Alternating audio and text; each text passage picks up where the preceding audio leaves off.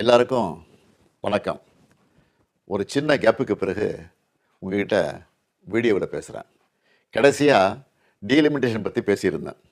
அதை தொடர்ந்து எலெக்ஷன்லாம் நடந்து முடிஞ்சிருச்சு. ரிசல்ட்டும் வந்துச்சு.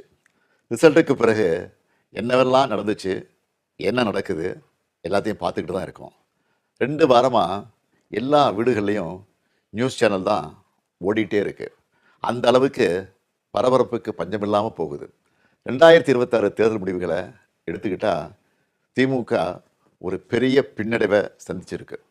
அதை நாம் ஏற்றுக்கிட்டு தான் ஆகணும்.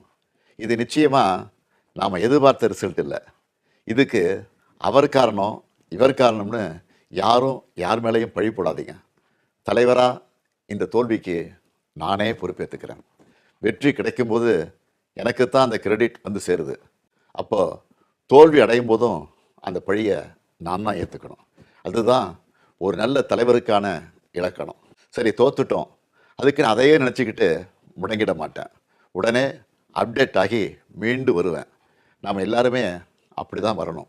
அதுக்கு உங்களோட ஆலோசனைகள், பரிந்துரைகள், ஐடியாக்கள் எனக்கு வேணும். எலெக்ஷனாக இருந்தாலும் கரெக்ஷனாக இருந்தாலும் உங்கள்கிட்ட தான் வந்தாகணும். மக்கள் தான் எல்லாம். இந்த தேர்தல் முடிவுகளுக்கு என்ன காரணம்? திமுக இன்னும் எப்படியெல்லாம் உங்களுக்காக உழைக்கணும்னு நீங்கள் நினைக்கிறீங்கன்னு சொல்லுங்கள்.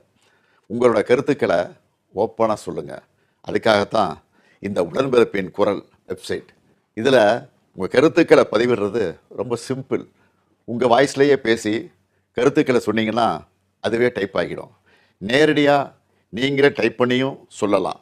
இல்லைன்னா நீங்கள் பேப்பரில் எழுதி அந்த ஃபோட்டோவை அப்லோட் பண்ணலாம், டாக்குமெண்ட்டாக அனுப்பலாம். உங்கள் கருத்துக்கள் எனக்கு வந்து சேர்ந்துடும். அதையெல்லாம் படித்து பரிசீலித்து நம்ம அடுத்த கட்ட நடவடிக்கையை வடிவமைக்க போகிறேன். நம்மளோட அணுகுமுறை, சிந்தனை, செயல்பாடு எல்லாத்தையும் மாற்றி ஆகணும். காலத்துக்கு ஏற்ற மாதிரி எவால்வ் ஆகித்தான் ஆகணும். உங்கள் கருத்துக்களின் அடிப்படையில் டிஎம்கே 2.0 வரும். கட்சியோட எல்லா லெவல்லையும் தேவையான மாற்றங்களை செய்ய போகிறேன்.